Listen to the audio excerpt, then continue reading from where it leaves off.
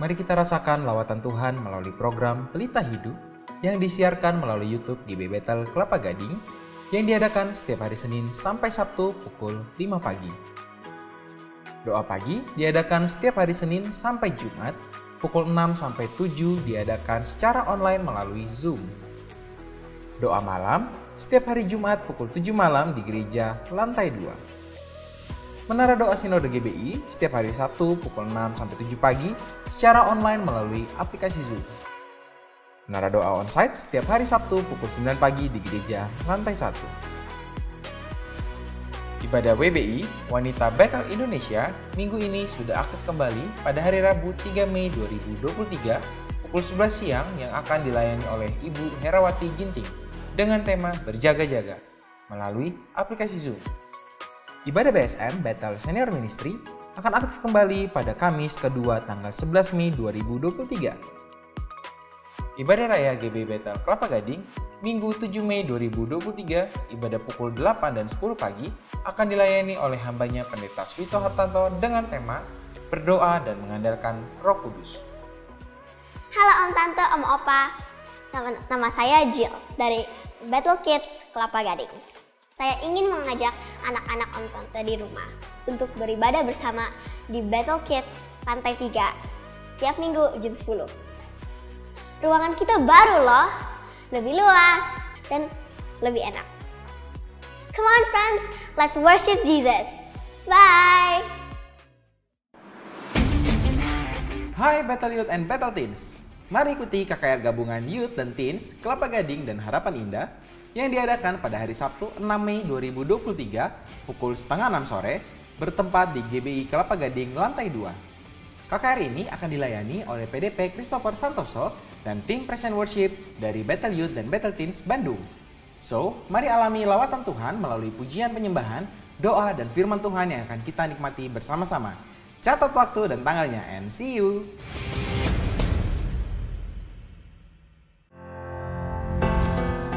Kepada seluruh pelayan GBI Bethel, Anda diwajibkan mengikuti konser doa sekaligus mendapat arahan dari Gembala, Pendeta Dr. Rubin Adi Abraham, pada Kamis 4 Mei jam 7 malam, bertempat di GBI Bethel Mekarwangi. Bagi yang mengikuti konser doa di luar Bandung, dapat mengikuti melalui aplikasi Zoom. ID meeting akan diberitahukan via WhatsApp.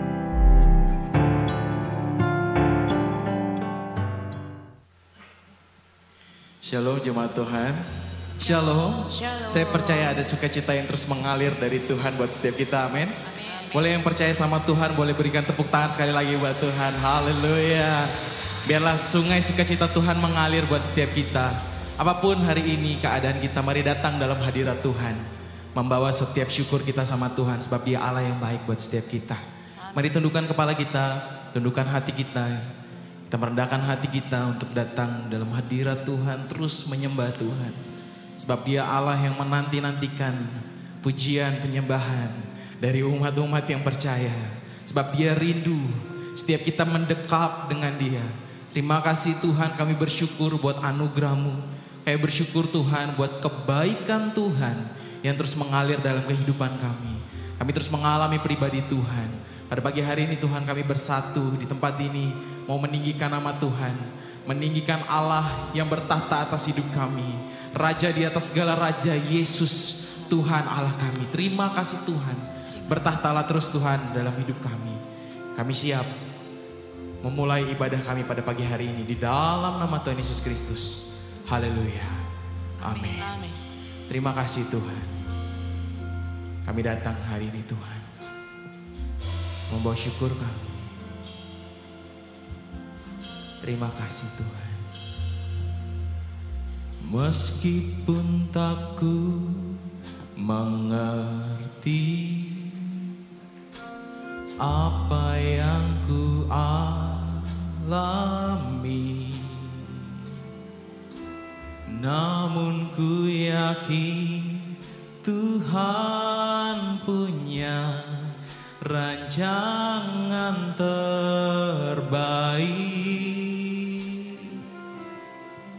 Pertolonganku datang darimu, Yesus yang ku percaya. Kami mau bangkitkan iman kami. Kami mau nyatakan yang tak mungkin bagiku, semua mungkin bagimu. Hanya Engkaulah jawaban hidupku. Amin. Yang tak pernah kulihat dan tak pernah kupikirkan, itu yang Kau sediakan bagiku. Ini iman kami, sama-sama nyatakan. Meskipun tak ku mengerti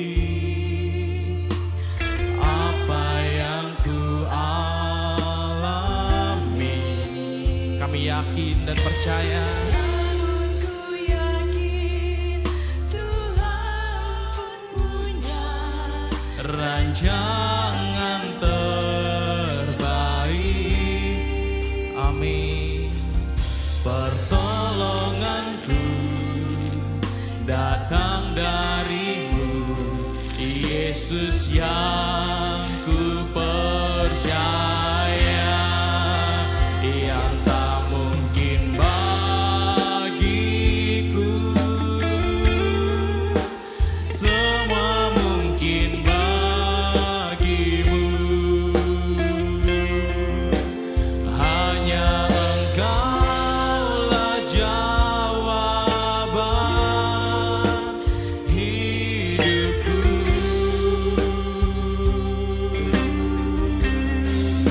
Yang tak pernah kulihat dan tak pernah kupikirkan, itu yang Kau sediakan bagiku. Yang tak mungkin bagi kami, oh, yang tak mungkin bagiku, semua mungkin bagimu. Hanya Kau jawaban kami, hanya Engkau satu-satunya Tuhan bagi hidup kami. Amin.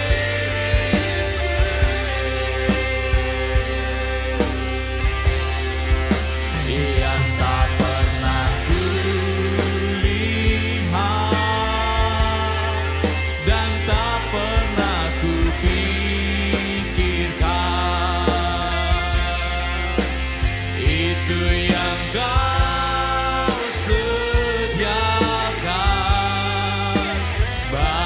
Mari dengan iman lebih lagi nyatakan yang tak mungkin bagi kami. Yang tak mungkin bagiku, amin. Semua mungkin bagimu. Kaulah jawaban Tuhan.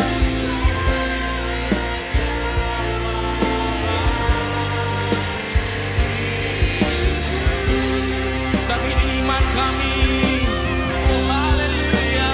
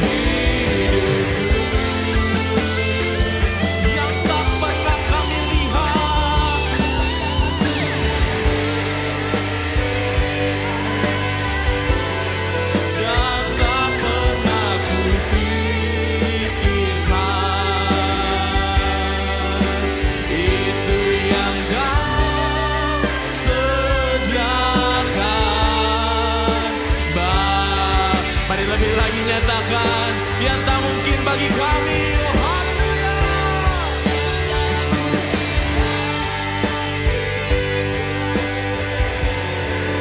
Semua mungkin bagimu, Kaulah jawaban kami. Lah jawaban hidupku. Yang tak pernah kulihat dan tak pernah kupikirkan, itu yang Kau sediakan bagiku, itu yang Kau sediakan bagi kami.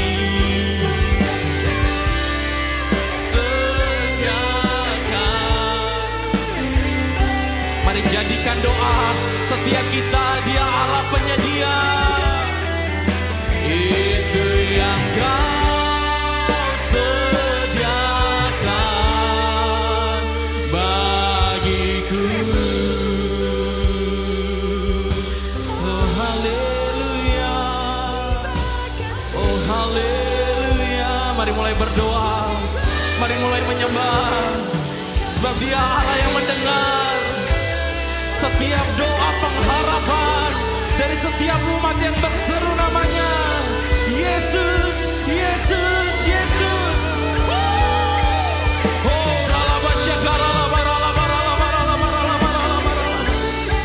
Engkau penyedia bagi kami. Engkau gunung batu bagi kami. Kami mau tetap percaya kepadamu Tuhan. Oh,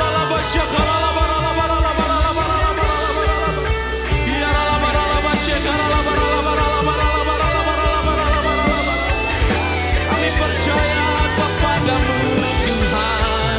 Sebab ini iman kami mulai bangkit. Oh haleluya, haleluya, haleluya, haleluya.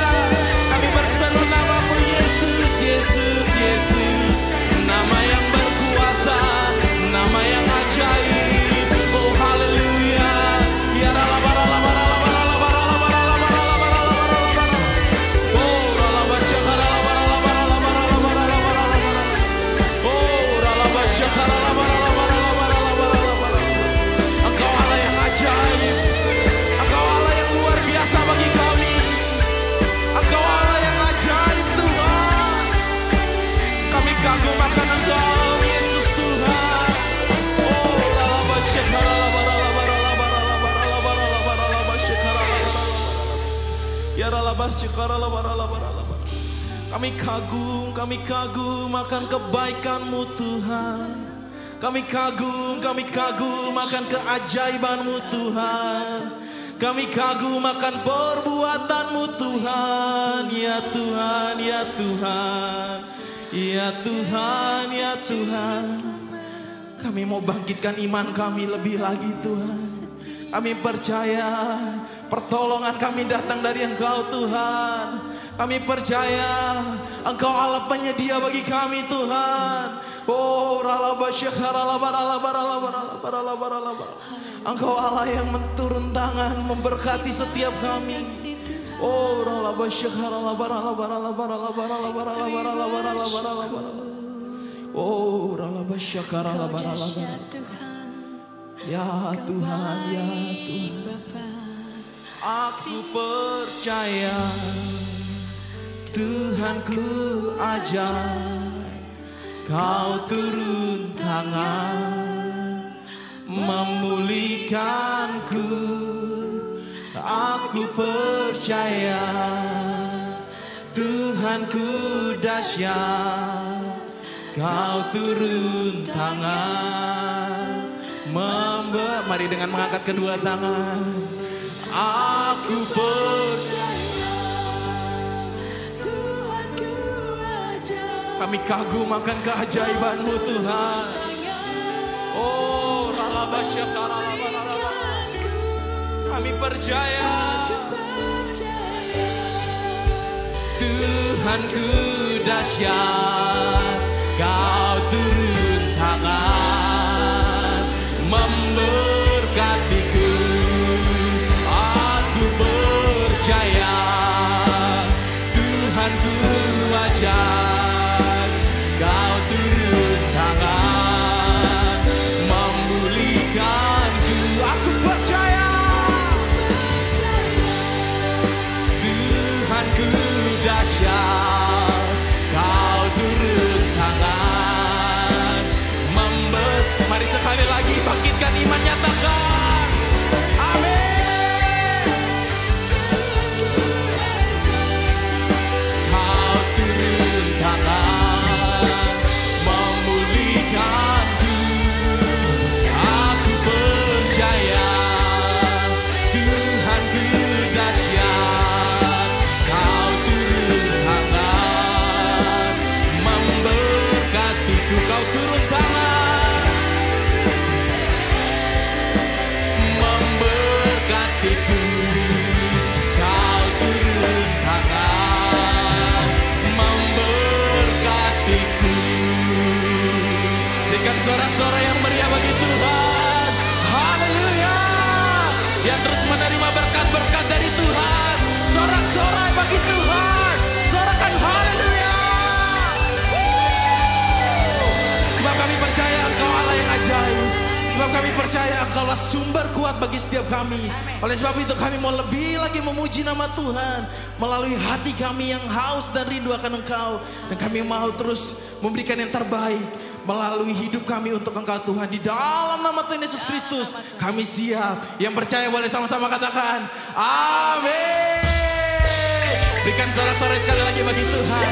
Yang menerima kuat dari Tuhan boleh berikan, lambaikan tangan. Haleluya.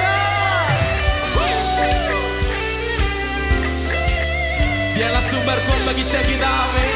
Sama-sama nyatakan Allah sumber kuatku, Allah sumber kuatku, Allah sumber kuatku dan bagianku selamanya. Haleluya. Hanya Kau milikku di surga, tiada yang ku ingini di bumi, hanya Kau. Takkan kami andalkan selain Engkau Yesus.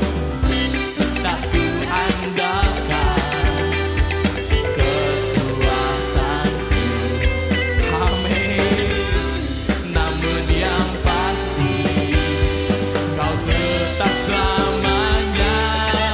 Allah sumber kuatku, Allah sumber kuatku, Allah sumber kuatku dan bagianku selamanya. Allah sumber kuatku, Allah sumber kuatku, Allah sumber kuatku dan bagianku selamanya. Mari sekali lagi, hanya Tuhan yang milik kita, amin. Hanya Kau milikku di surga, selain Engkau tiada yang lain Tuhan.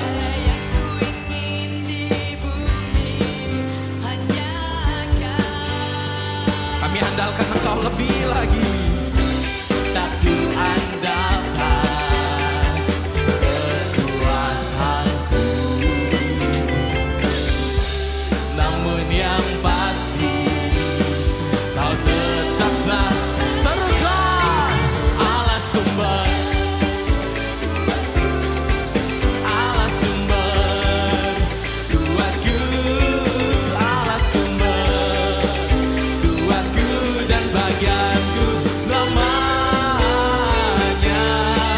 Allah sumber kuatku, Allah sumber kuatku, Allah sumber kuatku dan bagianku selama.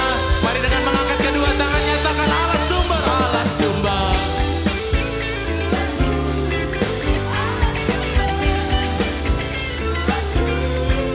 Allah sumber kuatku dan bagianku selamanya.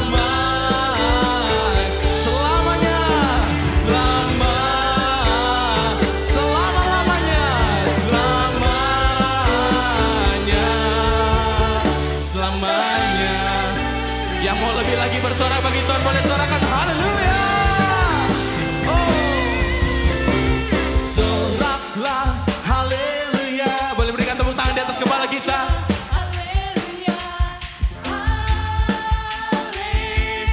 Sorak-sorai haleluya buat Tuhan. Soraklah haleluya. Soraklah haleluya. Haleluya. Sorak. Soraklah haleluya. Soraklah haleluya. Haleluya.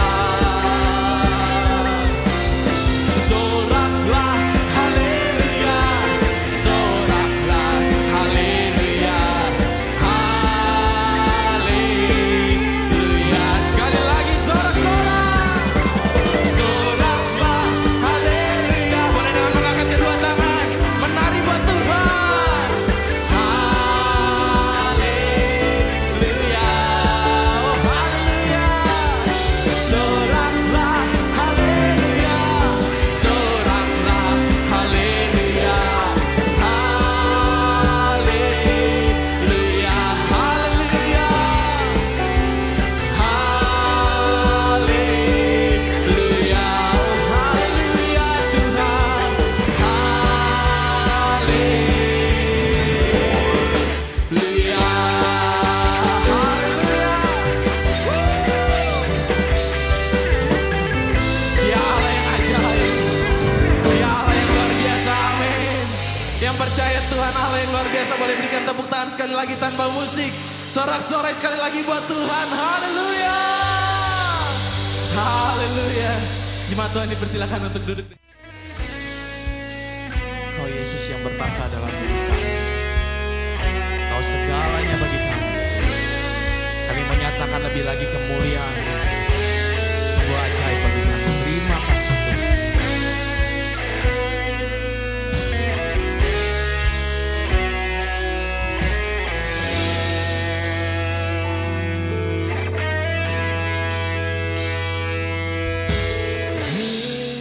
Yesus, Kaulah Raja,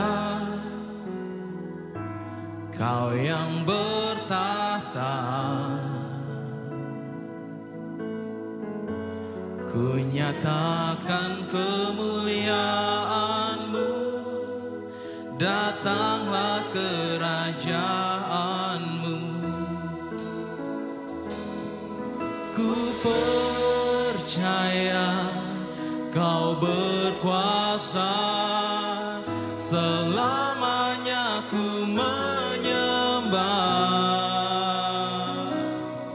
Ku percaya Kau berkuasa, selamanya ku menyembah. Amin. Kami terus menyembah nama-Mu yang kudus, Yesus, dalam hidup kami. Sama-sama nyatakan. Yesus, Kaulah Raja, Kau yang bertahta. Ku nyatakan kemuliaan-Mu, datanglah kerajaan-Mu. Ku percaya Kau berkuasa, selamanya ku menyembah.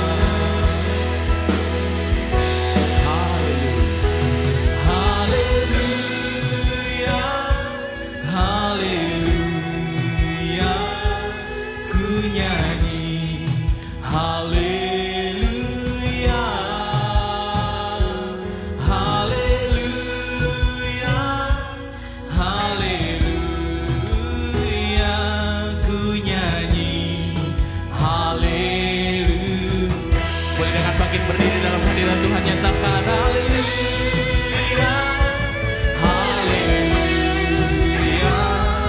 Ku nyanyi haleluya, haleluya, haleluya, haleluya. Ku nyanyi sekali lagi, serukan haleluya, haleluya, haleluya, haleluya, haleluya. Ku nyanyi haleluya, haleluya, haleluya. Ku nyanyi haleluya.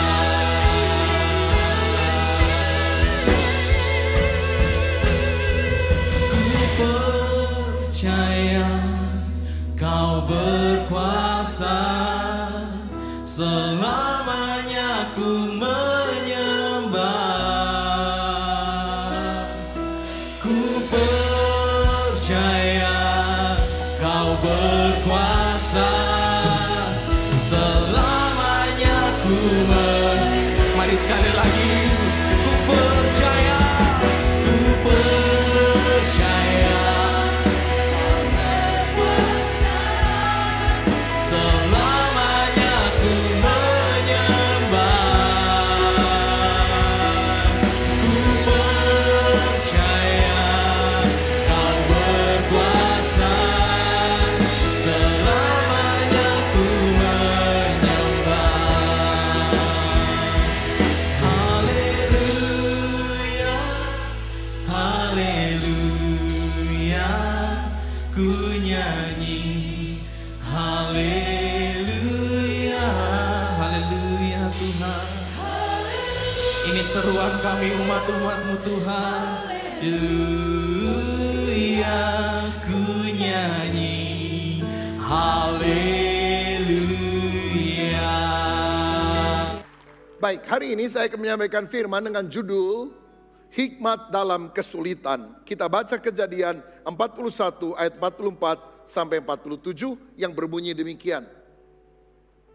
Berkatalah Firaun kepada Yusuf, akulah Firaun, tetapi dengan tidak setaumu seorang pun tidak boleh bergerak di seluruh tanah Mesir.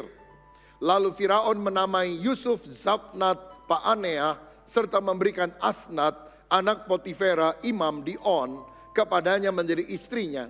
Demikianlah Yusuf muncul sebagai kuasa atas seluruh tanah Mesir. Yusuf berumur 30 tahun ketika ia menghadap Firaun, raja Mesir itu. Maka pergilah Yusuf dari depan Firaun, lalu dikelilinginya seluruh tanah Mesir. Tanah itu mengeluarkan hasil bertumpuk-tumpuk dalam ke-7 tahun kelimpahan itu. Amin. Saudara, dalam kehidupan kita sebagai manusia tentu kita menghadapi dua kondisi yang sangat berbeda. Sekali waktu kita mengalami kebahagiaan, sukacita, kemenangan, tapi kali yang lain tanpa kita harapkan kita mengalami kesesakan, masalah, kesulitan, sakit penyakit dan sebagainya. Biasanya kita senang dan bersyukur kalau Tuhan memberkati kita dengan kenyamanan. Tetapi ketika kesulitan, masalah datang, kita selalu memikirkan dari sudut negatif. Kita bahkan berkata, Tuhan mengapa engkau kejam kepadaku? Tuhan kenapa engkau membiarkan masalah ini terjadi? Tuhan, apakah engkau tidak ingat janjimu untuk memberkati aku? Jadi kita anggap kenyamanan positif, kesulitan adalah negatif. Tapi hari ini saya ingin membagikan 3 hikmat yang kita bisa temukan di dalam kesulitan. Yang pertama, kita harus paham bahwa kesulitan memiliki nilai positif. Saudara tahu kata krisis dalam bahasa Mandarin ditulis dengan weiji. Wei artinya bahaya, ji artinya peluang atau kesempatan. Di balik semua kesulitan itu adalah kesempatan untuk saudara mengalami perkara baik di dalam kehidupan ini. Firaun Raja Mesir pernah bermimpi 7 berkas gandum yang gemuk-gemuk ditelan oleh 7 berkas gandum yang kurus-kurus. Lalu disusul dengan mimpi yang berikutnya, 7 lembu yang gemuk-gemuk dimakan oleh 7 lembu yang kurus-kurus sampai habis. Mimpi itu menggelisahkan hatinya. Ditanyanya kepada orang bijaksana di Mesir, nggak ada yang bisa jawab. Tiba-tiba ada seorang pegawai juru minuman istana yang bilang, aku pernah tahu satu anak muda yang memberikan jawaban atas apa yang kumimpikan ketika aku dalam penjara. Jawabannya tepat sekali. Bagaimana kalau dia diizinkan bertemu dengan raja? Oke, bawa, tapi dia tahanan, ada di penjara. Nggak apa-apa, keluarin dia. Siapa tahu dia bisa.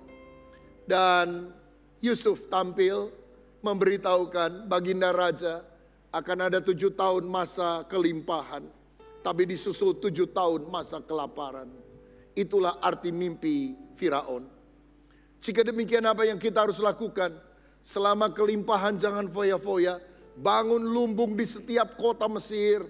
Masukkan sekian bagian dari semua hasil panen rakyatmu.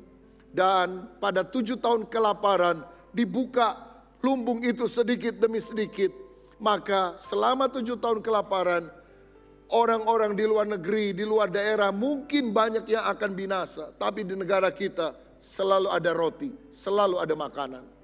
Dan raja bilang, kamu orang yang penuh dengan roh Allah. Dia bukan raja Kristen loh saudara, raja kafir. Tapi dia bisa melihat ada roh Allah di dalam diri Yusuf. Bagaimana mungkin kamu bisa begitu bijaksana? Gak ada orang yang lebih hebat daripada kamu. Hari ini kau kulantik menjadi kuasa atas seluruh Mesir. Hanya aku saja di atas kamu. Tetapi di bawah kamu tidak boleh ada yang bergerak melakukan apapun selain atas perintah dan persetujuanmu. Saya mau bilang, kalau Firaun gak mimpi buruk, maka Yusuf tidak akan pernah keluar dari penjaranya. Kesulitan membawa Yusuf keluar dari penjara dan duduk sebagai pemuka di istana raja. Saya mau bilang, tahun ini 2023 disebut sebagai tahun gelap, tahun sulit. 60 negara di dunia siap berhutang kepada IMF, mau mengalami keruntuhan secara finansial. Tapi saya yakin Tuhan memberikan hikmat kepada orang-orang pilihannya. Karena itu kita berdoa 2024 kita punya presiden yang tepat, yang takut akan Tuhan. Sehingga krisis boleh melanda mana-mana. Tapi kalau Tuhan, roh Allah yang memberikan hikmat kepada Yusuf ada pada pimpinan bangsa kita, Indonesia akan selamat. Indonesia akan diberkati Tuhan. Indonesia bisa lumbung, menjadi pusat lumbung makanan dunia. Dan semua orang akan datang ke Indonesia. Karena Indonesia akan diberkati Tuhan luar biasa. Saya mau katakan, engkau mungkin dalam keadaan sesak. Engkau bagaikan orang dalam penjara. Engkau berusaha dan tidak bisa lepas. Kesulitan Tuhan izinkan. Bukan untuk mematikan engkau. Asal hatimu percaya kepada Tuhan. Engkau tidak matikan pengharapanmu. Tuhan sanggup mengangkat engkau dari lembah masalah. Dari penjara kesulitan.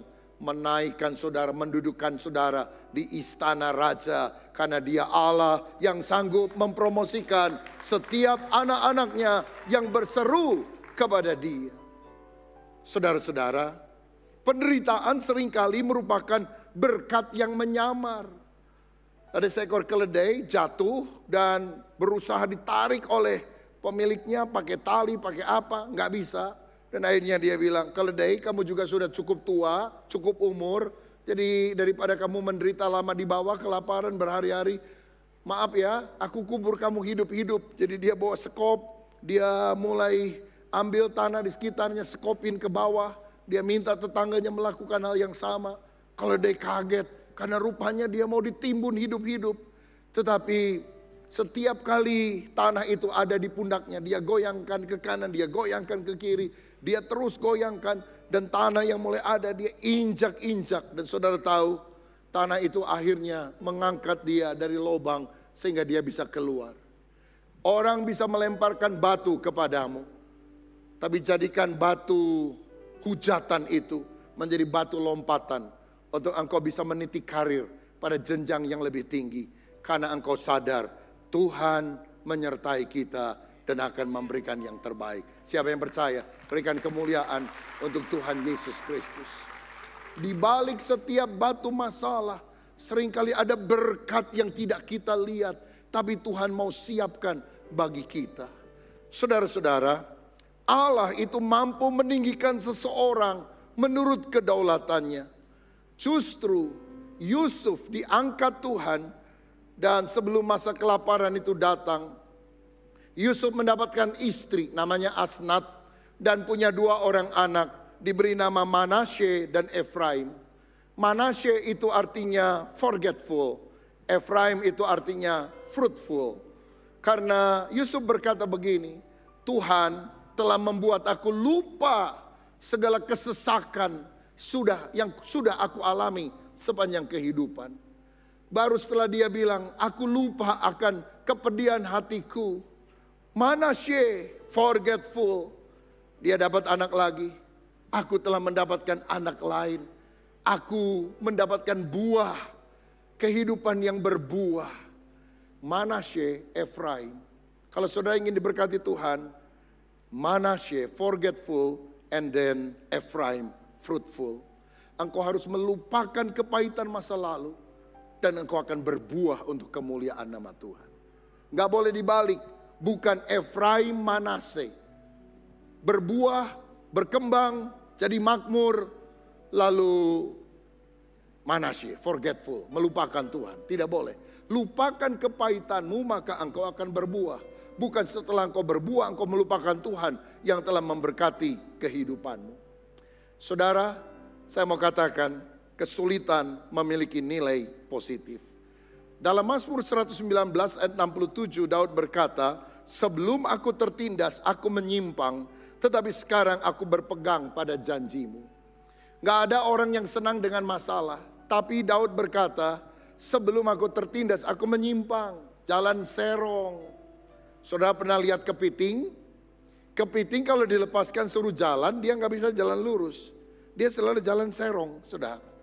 Jadi kalau ada lomba balap kepiting, treknya mungkin harus dibuat miring, bukan dibuat lurus. Hidup kita ini seperti si kepiting itu. Tuhan memberkati kita, kita ada serong-serongnya. Tetapi Alkitab berkata, ketika aku tertindas, aku berpegang pada janjimu. Ayat 71, bahwa aku tertindas itu baik bagiku, supaya aku belajar ketetapan-ketetapan. Justru ketika kita mengalami kesulitan, kita mulai datang kepada Tuhan dan membaca firman Tuhan, ketetapan Tuhan. Dan pada waktu kita taat, Tuhan mengubahkan yang buruk menjadi baik. Dalam Yesaya 6 ayat pertama, Yesaya berkata demikian. Yesaya pasal 6 ayat 1. Dalam tahun matinya Raja Uzia, aku melihat Tuhan duduk di atas tahta yang tinggi dan menjulang, dan ujung jubahnya memenuhi bait suci. Kapan Yesaya melihat Tuhan duduk di atas tahta? Ketika tahun matinya Raja Uzia. Uzia itu Raja Israel yang membawa Israel pada kestabilan politik yang hebat, sehingga musuh mereka dari Asyur tidak berani menyerang mereka. Uzia memerintah 52 tahun. Lebih lama dari Daud, lebih lama dari Soeharto, 32 tahun. Sekarang kan presiden paling 10 tahun, saudara. Soeharto 32 tahun, lama. Uzia 52 tahun, lebih lama. Stabil secara politik. Tapi waktu andalannya mati, seluruh Israel berkabung. Dan Yesaya datang ke rumah Tuhan, ingin menenangkan hati. Dan pada saat itu dia sadar, ada yang bisa lebih diandalkan daripada Raja Uzia. Dialah raja di atas segala raja, yang duduk di atas tahta yang tinggi dan menjulang. Dalam tahun matinya Raja Uzia, dalam saat ketika andalanmu sudah tiada, dalam masa ketika apa yang kau bangga-banggakan tidak ada lagi, di sanalah engkau akan melihat ternyata Tuhan yang duduk di atas tahta, yang memegang pemerintahan atas kehidupan kita. Saya pernah melayani sekian tahun yang lampau, sudah lama, sebuah persekutuan di sebuah pabrik perusahaan di Jakarta yang cukup besar. Dan pagi itu saudara, saya melayani, setelah selesai ownernya hadir. Saya tanya, Pak, persekutuan ini berapa lama sekali? Sebulan sekali apa seminggu sekali? Dia bilang tiap hari, Pak Pendeta. Hah? Tiap hari? Iya. Wah, ngalah-ngalahin gereja. Saya bilang, gereja juga banyak yang tidak tiap hari ada kegiatan. Kok bisa, Pak? Saya ini orang Kristen dari dulu, KTP. Wah, hidup menurut kekuatan saya, mau-maunya saya, usaha saya maju, uang saya banyak. Tapi satu kali Tuhan izinkan saya mengalami kebangkrutan yang sangat menyakitkan. Mitra bisnis saya melakukan jurus ciao. Dia makan uang saya, dia kabur ke luar negeri. Wah, kolaps hidup saya. Rumah harus dijual, anak-anak gak bisa sekolah. Waduh, sengsara sekali. Saya udah mau mati bunuh diri. Tapi untuk seorang teman mengingatkan saya kepada Tuhan, membimbing saya ke gereja. Walaupun dengan terpaksa saya pikir gak mungkin ada harapan. Saya datang. Dan kemudian saya mulai timbul semangat. Saya mulai usaha. Mulai dipulihkan sedikit demi sedikit. Saya sekarang jauh lebih diberkati daripada yang dulu, Pak Pendeta. Dan saya tidak mau melupakan Tuhan. Karena itu setiap hari saya ada persekutuan singkat di kantor. Mungkin cuma 30 menit, kadang 45 menit. Tapi saya sadar tanpa Tuhan saya akan gagal. Bagi orang ini, kalimat yang disebutkan Yesaya, dalam tahun matinya Raja Usia, aku melihat Tuhan, berubah menjadi dalam tahun usahaku bangkrut, aku bertemu dengan Tuhan. Bangkrutnya tidak bagus, tapi kalau engkau selalu sukses, engkau akan sombong, engkau lupa sama Tuhan. Waktu sekali-sekali kita gagal, rasa tidak berdaya, kita nangis sama Tuhan. Baru Tuhan datang untuk menolong kita. Kadang-kadang kita diberkati, kita lupa sama Tuhan. Seperti ada seorang yang naik ke tingkat yang agak tinggi dari sebuah bangunan yang sedang dibangun. Dia mau plester bagian atas, dia lupa.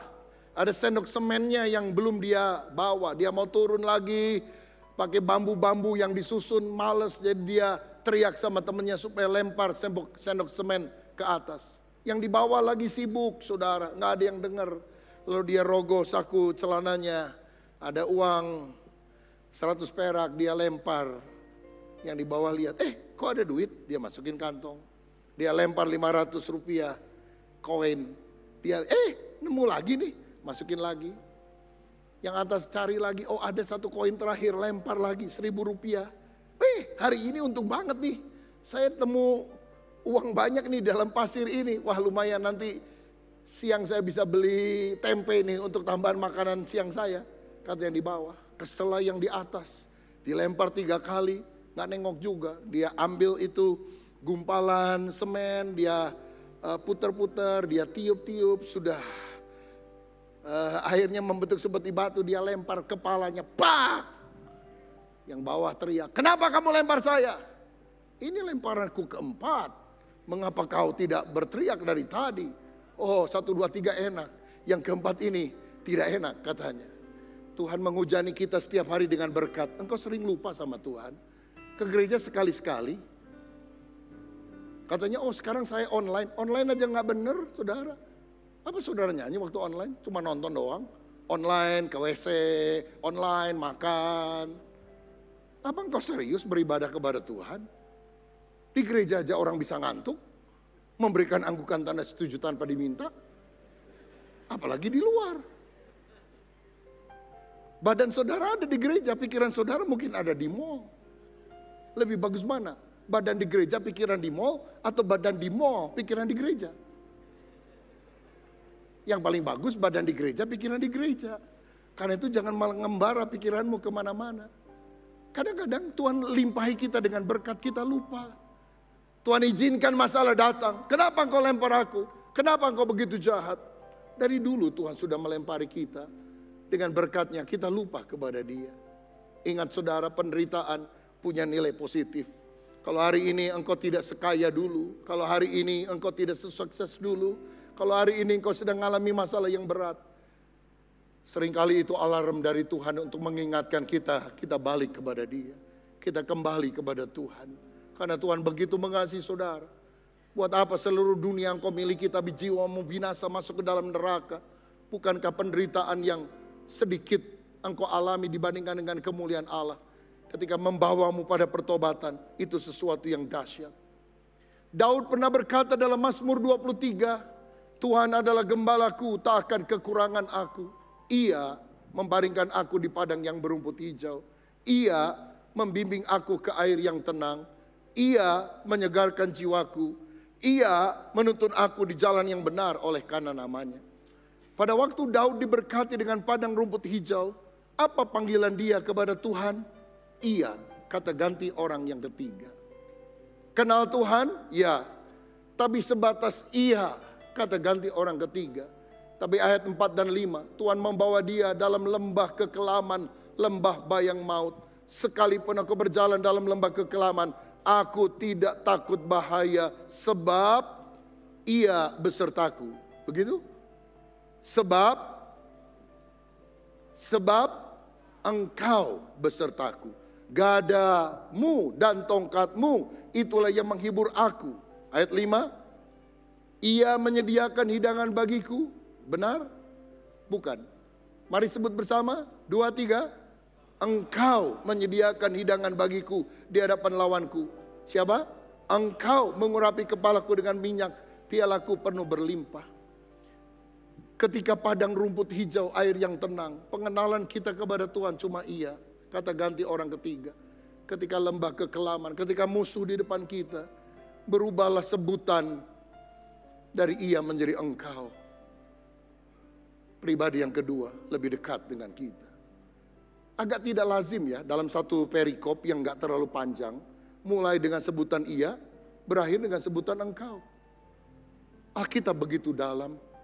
Kalau kita membacanya tanpa sungguh-sungguh minta Roh Kudus menyatakan, kita gak akan ketemu keindahan dari firman Tuhan. Saya temukan begini, engkau bisa mengenal Tuhan pada waktu engkau diberkati, sebatas ia. Tapi hari ini kalau lembah kekelaman, lawan ada di hadapanmu. Percayalah Tuhan ingin menyatakan diri lebih dekat kepada saudara. Menjadi engkau. Dia menjadi pribadi yang lebih nyata dalam hidup kita. Sehingga kita mengenal Allah secara lebih intim, secara lebih pribadi. Siapa yang hari ini mau berkata, Tuhan, aku ingin mengenalmu lebih dalam. Aku mau mencintaimu lebih dalam. Aku ingin, aku sungguh-sungguh ada di dalam hatimu Tuhan. Dan engkau ada di dalam hatiku. Kalau itu kerinduan saudara, Tuhan sangat senang. Sebab sebelum engkau lari mendekat kepada dia, Tuhan yang pertama-tama mendekat kepadamu. Seorang hamba Tuhan pernah berkata, kalau aku mencari Tuhan, itu adalah bukti yang paling jelas. Bahwa sesungguhnya Tuhanlah yang pertama-tama mencari aku. Dan menaruh di dalam hatiku kerinduan untuk aku kemudian mencari Tuhan. Dan kalau Tuhan yang mencari aku, Tuhan pasti menemukan aku. Bukan kamu yang memilih aku, kata Yesus. Akulah yang memilih kamu. Saya hari ini mau berkata, ketika engkau sedang berada dalam lembah air mata, Tuhan dekat dengan saudara. Gada dan tongkatnya siap untuk menghajar musuh-musuh yang berusaha menjatuhkan kita. Sehingga kebajikan dan kemurahan belaka akan mengikuti aku seumur hidupku. Sampai aku masuk dalam rumah Tuhan yang baka. Haleluya. Yang kedua, saya melihat bahwa kesulitan dapat memunculkan visi dan strategi. Visi dan strategi untuk apa? Mengatasi kesulitan itu. Memberikan solusi bagi masalah yang sedang kita hadapi. Saudara, pada waktu muda Yusuf itu pernah mendapatkan visi dari Tuhan, matahari, bulan, dan 11 bintang sujud kepada dia. Itu gambaran papanya, mamanya, dan 11 saudaranya. Kedudukannya akan lebih rendah daripada kedudukan Yusuf. Dan dia ngomong, saudaranya kesel, kurang ajar nih anak. Mau lebih hebat dari kami, dijebloskan di dalam sumur yang tak berair. Dijual sebagai budak ke Mesir. Dia kerja di rumah Potifar. Tante Po jatuh cinta kepadanya. Tapi dia tidak mau. Difitnah, masuk penjara, saudara sekalian. Umur Yusuf ketika ke Mesir 17. Dia mengalami kesulitan, penderitaan, masuk penjara 13 tahun. Tapi dalam usia 30 tahun Tuhan mengangkat dia menjadi raja muda di Mesir. Belum tua loh saudara, 30 tahun jadi orang nomor 2 di Mesir.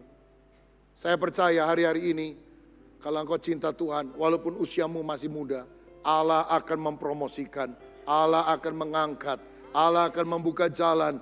Bahkan yang tidak dialami oleh orang yang lebih tua, Tuhan bisa berikan. Karena bukan soal usia, soal kecintaan kepada Tuhan yang membuat perbedaan terjadi dalam hidup kita.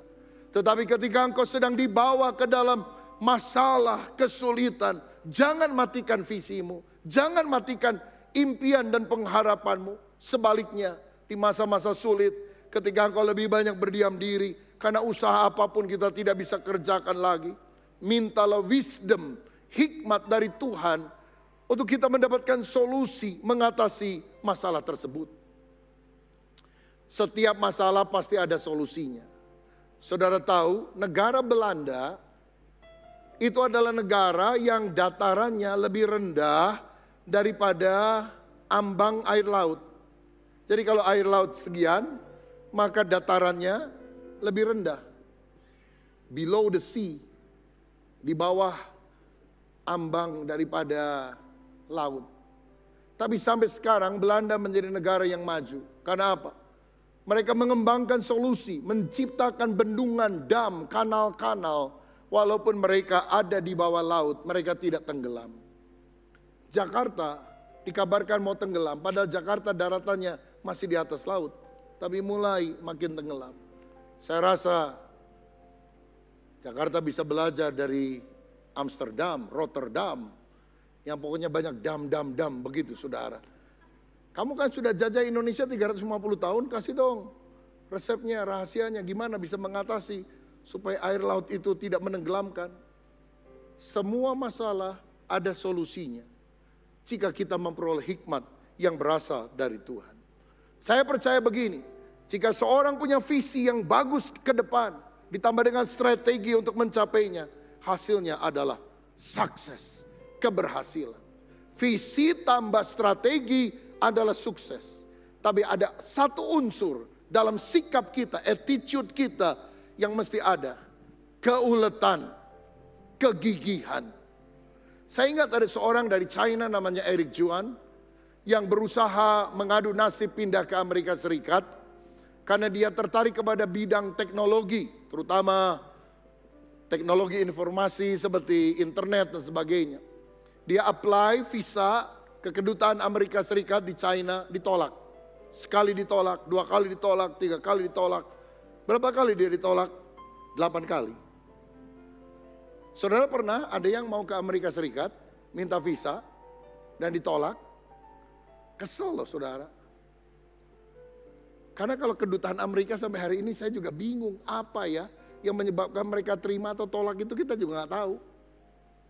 Saya waktu lagi ngantri minta visa Amerika, ada orang keren saudara sekalian. Gagah begitu. Dia udah bawa keuangan segala macam. Setelah wawancara saudara tahu apa?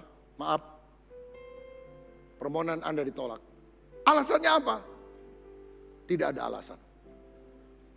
Itu orang bulenya ngomong gitu loh saudara, tidak ada alasan. Wah tapi saya punya uang bisa gini. Itu urusan kamu, bukan urusan kami.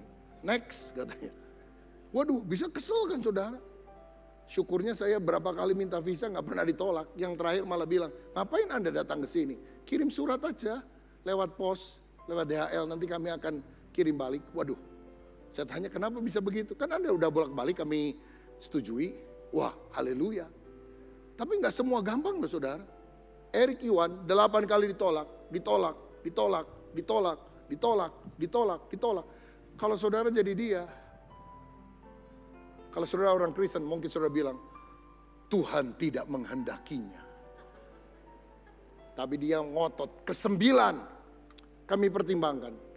Dia diproses 2 tahun. Itu untuk visa cuma mungkin 2 minggu, 3 minggu. Ini 2 tahun. Tahun 1990-an dia terbang ke sana. Kerja di Silicon Valley, di San Francisco. Berpuluh-puluh tahun sudah. Sampai satu kali dia punya satu ide yang berasal dari lamunan. Gimana ya kalau kita mau rapat sama teman-teman, gak usah di kantor, tapi pakai alat saja, teknologi informasi. Jadi bisa di kamar sendiri sambil duduk-duduk di ranjang. Dan dia ciptakan satu teknologi informasi namanya Zoom. Laku? Tidak laku, saudara. Bertahun-tahun tidak laku. Karena orang bilang, ngapain pakai Zoom? Kita ketemu di kantor, paling jauh kita ketemu di restoran, ngobrol begini lebih enak, ngapain Zoom-Zooman? Selama bertahun-tahun orang tidak kenal Zoom. Zoom itu sudah diciptakan cukup lama. Tapi pandemi terjadi, 2020. Zoom mulai zut. Karena COVID-19 menyebabkan Zoom menjadi meledak luar biasa. Dan dia menjadi salah satu orang yang sangat kaya raya sampai hari ini. Artinya apa, saudara? Kalau nggak ada COVID, Zoom nggak laku. Kesulitan mempunyai nilai positif. Kesulitan membuahkan hasil karena ada visi dan strategi yang kita siapkan untuk mengantisipasi kalau orang nggak bisa ketemu di kantor. Dia nggak pernah pikir soal COVID dan dia nggak pernah merencanakan membuat COVID begitu tentu saja. Tapi persiapan selalu lebih baik daripada kebakaran jenggot setelah masalahnya terjadi. Ulet, engkau kerja bertahun-tahun nggak membuahkan hasil. Coba yang lain. Aduh, buka toko tambah sepi. Bikin toko online, tapi jualan pisang goreng, nggak apa-apa pisang goreng online, bisa dipesan di Gojek, di Grab, atau yang lain. Saudara, kalau engkau tidak mulai berkembang di dalam dunia digital, engkau nggak akan maju. Yang punya warung, saudara harus pikir yang digital, aduh gimana nggak bisa, ya memang urusan anak muda, ya mintalah anak muda, siapa begitu, ya tanya anak-anak gereja juga pinter-pinter tuh saudara. Ya, karena zaman udah beda. Kalau dulu anak kecil datang bawa mainan rusak, mama gimana? Mama keriweh teh, minta tolong. Sekarang mamahnya, nak ini gimana ya? Kok Facebooknya nggak bisa? Mama teh, saya lagi repot, minta tolong. Dunia udah beda, saudara-saudara. Karena itu, mari kita lihat kesulitan kadang-kadang mendatangkan satu hal yang luar biasa, punya visi, punya strategi. Saya bersyukur karena lewat Zoom selama pandemi saya masih bisa menjalankan pelayanan sebagai ketua umum Sinode GBI lewat Zoom, rapat lewat Zoom. Pertemuan di Amerika lewat Zoom. Sekarang saya bilang, boleh nggak yang lain saya pakai Zoom? Nggak bisa Pak, semua datang langsung, Anda pakai Zoom sendiri. Ya, jadi nanti April saya harus meeting 3 hari saudara di Amerika, ketemu dengan orang-orang bule. Karena sudah mulai normal kembali katanya saudara. Saya bersyukur walaupun COVID, saya bisa resmikan gereja di mana-mana pakai Zoom. Kadang saya bilang jangan satu-satu lah, capek. 5 sekaligus. Kadang 10 saudara. Saya tinggal bacain aja. 5 gereja, 10 gereja. Gereja semua muncul di Zoom saudara. Jemaatnya disorot. Saya meresmikan dalam nama Allah Bapa, Putra, dan Roh Kudus. Dalam nama Tuhan Yesus, gerejamu dipakai. Tuhan memberkati. Kan enak saudara. Pakai Zoom, kita sering Zoominar. Habis Zoominar, Zoomeringah. Saudara, apapun masalahnya selalu ada solusi. Ketika engkau punya visi dan strategi untuk mengatasinya. Martin Luther King Jr. adalah seorang pendeta kulit hitam yang satu kali panas hatinya mendengar ada seorang ibu tua kulit hitam di gerejanya dipersekusi, dimaki-maki karena dia duduk di deretan bangku bersama dengan orang kulit putih di dalam bus. Itu yang menimbulkan dorongan di dalam hatinya untuk menjadi pejuang emansipasi dengan pidatonya yang sangat terkenal, I have a dream. Aku punya sebuah mimpi. Di Inggris ada seorang bernama Robert Rakes yang melihat kalau orang dewasa kebaktian, anak-anaknya main di luar. Dia tanya sama majelis, kenapa anak-anak tidak dilayani? Mestinya ada ruangan atau tempat kayak untuk melayani anak sekolah minggu juga dengan firman. Majelis berkata, nggak ada gereja yang punya pelayanan anak. Kami nggak punya kurikulumnya, kami nggak tahu bagaimana cara memulainya. Abad 19-an atau 1800-an seingat saya. Robert Rakes mengumpulkan beberapa anak, mengajarnya di bawah pohon tentang firman Tuhan apa yang dia bisa. Sekarang Robert Rakes disebut sebagai bapak sekolah minggu dunia. Zaman dia, gereja itu nggak ada pelayanan sekolah minggu. Gereja ada sekolah minggu itu aneh. Zaman sekarang gereja tanpa sekolah minggu itu aneh, saudara. Ada orang yang membuat sejarah berubah. Karena apa? Martin Luther King melihat masalah diskriminasi. Robert Reich melihat masalah anak yang tidak mendapatkan pelayanan yang bagus. Lalu muncul ketidakpuasan yang kudus dalam hidupnya. Holy discontent. Ketidakpuasan yang kudus. Saudara tahu, penemuan-penemuan hebat, terobosan-terobosan dalam pelayanan dalam apapun harus dimulai dengan apa yang disebut hari ini sebagai ketidakpuasan yang kudus. Holy discontent. Ketika engkau tidak puas, kenapa begini ya? Dan kau mulai bukan nyinyir, bukan nyalain orang, tapi engkau berkata, berikan aku kemampuan untuk membereskan masalah ini. Engkau muncul sebagai pemenang, engkau jadi pahlawan, engkau jadi orang besar. Jangan takut menghadapi masalah, karena di dalam masalah ada berkat yang Tuhan mau siapkan. Saudara tahu, ada orang bisa kaya raya jual lem tikus. Kenapa bisa kaya? Karena dia kesel banget di rumahnya. Kontrakannya yang sempit itu. Di atapnya itu suara tikus. Dia kesel banget. Dia cari segala macam cara untuk bikin lem tikus. Sampai akhirnya ketemu. Dia jual. Miliarder sekarang, saudara. Jadi siapapun yang lagi ngalami masalah, kesulitan, lihat itu sebagai peluang. Weiji, bahaya sekaligus peluang. Visi adalah sesuatu yang akan membawa kita dari kondisi kini pada keadaan yang kita harapkan di masa yang akan datang. Kondisi saya sekarang gini, saya ingin lebih baik menjadi keadaannya seperti ini. Nah, antara keadaan sekarang yang kurang baik pada situasi yang jauh lebih baik, ini dihubungkan dengan visi, penglihatan masa depan yang lebih baik yang Tuhan berikan kepadamu. Dan untuk mencapainya harus step by step. Itu namanya strategi. Rencanakan visi saudara 3 tahun yang akan datang, 5 tahun, 10 tahun yang akan datang. Pak, usahanya apa? Buka toko kecil, Pak Pendeta. Kalau saya ketemu Anda 10 tahun lagi, Pak, usahanya apa? Ya, aku masih seperti yang dulu. Ya, toko kecil malah tambah kecil, Pak. Apakah engkau punya visi dan strategi? Kalau engkau punya Allah yang besar, minta visi besar dari Tuhan. Bangun strategi yang luar biasa dari Tuhan. Allah akan memberikan pada waktunya kepada kita. Yang terakhir, yang ketiga, hikmat dalam kesulitan yang kita harus dapatkan adalah ini. Kesulitan membentuk karakter kita. Yusuf itu dibenci oleh saudaranya, dijual sebagai budak ke Mesir, difitnah oleh istri Potifar, masuk penjara. Tapi lihat, responnya benar. Itu sebabnya dia diangkat oleh Tuhan. Tidak pahit hati, tidak balas yang jahat dengan jahat, malah membalas dengan kebaikan. Dia mengampuni saudara-saudaranya yang pernah jahat kepada dia. Dan Tuhan bilang, aku suka dengan orang ini. Dia punya jiwa yang besar. Punya greatness, kebesaran di dalam jiwanya.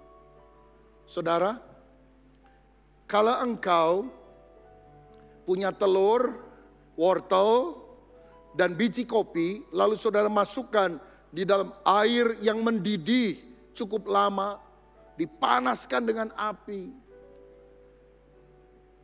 Telur yang lunak, lembek, itu jadi keras. Wortel yang keras, jadi lembek. Tapi biji kopi ketika dididihkan, bau ruangan semerbak memenuhi seluruh tempat tersebut.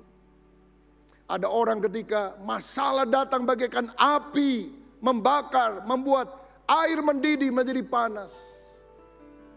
Dia menjadi keras seperti telur. Keras hatinya, pahit hatinya, jengkel, ingin melawan orang di sekitarnya. Ada justru kebalikannya. Seperti wortel yang keras, jadi lunak, jadi lembek. Aduh, saya nggak berani, saya udah coba, saya dulu berani loh. Aduh, trauma saya, gagal saya, takut, stres. Ataukah engkau seperti biji kopi yang ketika dipanaskan, Bau semerbak ke seluruh ruangan. Aromanya membuat orang bangkit dari ngantuknya. Dari mana ya ini kopinya, enak banget. Saya berdoa kesulitan, masalah yang sama. Tidak membuat saudara jadi keras hati. Jadi lembek, tidak kuat menghadapinya. Tapi seperti aroma biji kopi yang bisa dilihat, dinikmati oleh orang-orang yang ada di sekitar kita. Yakobus 1 ayat 2 sampai 5 sebagai Alkitab berkata, saudara-saudaraku, anggaplah sebagai suatu kebahagiaan apabila kamu jatuh ke dalam pencobaan, sebab kamu tahu bahwa ujian terhadap imanmu itu menghasilkan ketekunan, dan biarkanlah ketekunan itu memperoleh buah yang matang supaya kamu menjadi sempurna dan utuh dan tak kekurangan suatu apapun. Tetapi apabila di antara kamu ada yang kekurangan hikmat, hendaklah ia memintakannya kepada Allah yang memberikan kepada semua orang dengan murah hati dan dengan tidak membangkit-bangkit, maka hal itu akan diberikan kepadanya. Bagaimana kita bisa melihat pencobaan, kesulitan, masalah sebagai satu kebahagiaan? Kalau engkau dapat wisdom dari Tuhan, bahwa pencobaan, kesulitan membuat engkau lebih tekun, membuat karaktermu disempurnakan, membuat engkau makin mirip seperti Yesus. Di dalam penjara, Yusuf suka menolong orang lain karena dia merasa sangat tidak nyaman ketika dia teriak-teriak minta tolong kepada kakaknya dan tidak ada orang yang mau menolong. Dia tidak pahit hati. Dia bertekad, kalau orang teriak minta tolong, aku yang harus tolong dia. Dia menjadi orang yang jujur, tidak memperkaya diri. Jadi orang nomor 2 di bawah Firaun. Apa saja harus lewat dia. Ini kalau mau korupsi besar-besaran luar biasa terjadi. Mobil Rubicon bisa 10 saudara-saudara. Moge bisa 50 tuh. Tapi enggak, dia hanya mikir gimana tidak ada satupun orang di Mesir kelaparan. Saya mau bilang gini, orang besar udah enggak mikir nanti saya lebih kaya gimana, mobil saya mesti lebih bagus gimana, rumah saya gimana lebih gede. Enggak mikir, dia hanya mikir gimana supaya rakyat sejahtera. Gimana supaya orang-orang diberkati. Gimana supaya pekerjaan Tuhan maju. Orang yang seperti itu enggak usah minta, Tuhan akan terus supply berkat luar biasa dalam hidup saudara. Saudara-saudara, dia percaya bahwa Allah bekerja untuk mendatangkan kebaikan. Kejadian 50 ayat 20, Yusuf bilang kepada saudaranya, memang kamu telah mereka-rekakan yang jahat terhadap aku, tapi Allah telah mereka-rekakannya untuk kebaikan dengan maksud melakukan seperti yang terjadi sekarang ini, yakni memelihara hidup suatu bangsa yang besar. Orang boleh berniat jahat kepada saudara, tapi Allah adalah Allah yang bisa membalikkan keadaan. Apa yang jahat diubah menjadi kebaikan bagi setiap orang yang percaya kepadanya. Kalau kesulitan itu membuat engkau makin matang, makin tekun, makin mudah mengampuni, makin dapat dipercaya, dapat diandalkan, memikirkan kesejahteraan orang lain. Tuhan berkata prosesnya selesai dan kau akan diangkat oleh Tuhan sebagai raja muda di Mesir. Artinya dinaikkan, dipromosikan oleh Tuhan. Tahukah saudara bahwa kerang adalah binatang yang refleksnya lambat. Kalau dia buka mulutnya, buka rumahnya, masuk ada kotoran atau apa yang menyakitkan, aduh sakit, baru dia nutup. Buka lagi, kotoran lain masuk, aduh sakit, baru dia nutup. Refleksnya lambat. Tapi tahukah saudara, setiap kali sesuatu yang menyakitkan masuk, dia akan mengeluarkan cairan untuk menetralisir rasa sakit. Makin sakit, cairan makin banyak. Makin sakit, cairan makin banyak. Dan itulah yang kemudian diambil oleh orang, dijual. Mutiara. Jadi apakah mutiara itu? Hasil tangisan seekor kerang. Seringkali kita tidak mau prosesnya. Tapi kalau engkau punya visi, Allah izinkan ini supaya saya lebih rendah hati, supaya lebih sabar, supaya saya lebih banyak mengampuni orang lain. Tapi dia nipu saya bisa balas. Tuhan, engkau adalah hakim, engkau bisa lakukan bagianmu. Aku tinggal mendoakan, memberkati. Sakit bagi dagingmu. Tapi lama-lama cairan itu menggumpal, mengkristal. Mutiara. Tuhan siapkan mutiara dalam hidup saudara. Asal engkau mau diproses oleh Tuhan. Siapa yang hari ini mau berkata, Tuhan, aku tidak mau mengutuki Engkau, mundur dari Tuhan, berkata-kata buruk kepada Tuhan ketika masalah datang. Sebab aku tahu, kesulitan memiliki nilai yang positif. Kesulitan membuat aku bisa punya visi besar dan strategi untuk mencapainya. Kesulitan membentuk karakter saya jadi orang yang berkenan di hati Tuhan. Ini doa saya, apapun masalah yang saudara alami, hadirkan Tuhan dalam hidupmu. Tuhan akan membuat sesuatu menjadi indah. Air biasa dirubah menjadi air anggur adalah mujizat Kristus yang pertama. Hidup yang biasa-biasa menjadi luar biasa karena Tuhan hadir dan membuat perbedaan. Ordinary menjadi extraordinary karena ada Kristus. Air biasa, murah, air nggak matang, air mentah, nggak ada yang mau dikasih. Tapi ketika jadi anggur harganya mahal. Penjala ikan miskin jadi penjala jiwa. Orang berdosa menjadi rasul yang dipakai Tuhan. Tuhan sanggup mengubahkan ketika kita menyerahkan karakter kita untuk dibentuk Tuhan. Ini doa saya, kesulitanmu menjadi pintu masuk untuk Allah bekerja dan memberkati saudara sekarang sampai selama-lamanya. Tuhan Yesus memberkati, mari kita bangkit berdiri. Pagi ini kami deklarasikan iman kami kepada Tuhan, bahwa bersama Tuhan kami akan sanggup melakukan segala perkara. Walaupun kami ada pergumulan, tetapi ada berkat yang Kau sediakan Tuhan, di mana ada Engkau memurnikan iman kami, biar tetap kami fokus kepada Tuhan.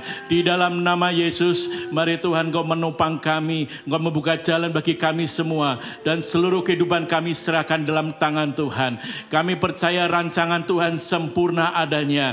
Di dalam nama Tuhan Yesus Kristus, kiranya Engkau membuka jalan bagi kami ya Bapa. Kalau bagi jemaat-Mu yang mungkin hari-hari ini mengalami pergumulan, baik masalah keluarga, keuangan, kesehatan, di dalam nama-Mu kami hanya berseru, Engkau menyatakan hal yang terbaik. Kami percaya pernyataan ada Tuhan bagi kesembuhan bagi kami, pertolongan nyata bagi kami, mujizat-Mu masih ada. Di dalam nama Tuhan Yesus Kristus, sekembalinya kami pulang dari tempat iman ini, Tuhan, tempat ini, kiranya iman kami semakin bertumbuh, semakin dikuatkan dan dimurnikan, bahwa hidup kami selalu fokus kepada Engkau ya Bapa. Terima kasih buat firman-Mu, dan kami siap menjadi pelaku-pelakunya ya Bapa. Terima kasih Tuhan, berkat-Mu buat Presiden Jokowi bersama dengan jajarannya, buat pemerintahan pusat sampai daerah, buat menjelang Pilpres, berkat-Mu ada Tuhan, dan kami percaya Engkau sudah mempersiapkan calon pemimpin bangsa kami seturut dengan kehendak-Mu saja ya Bapa. Terima kasih Tuhan, terima kasih Yesus, terima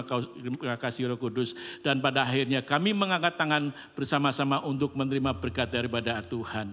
Diberkatilah keluarga-Mu, diberkatilah pelayanan-Mu, diberkatilah pekerjaan-Mu.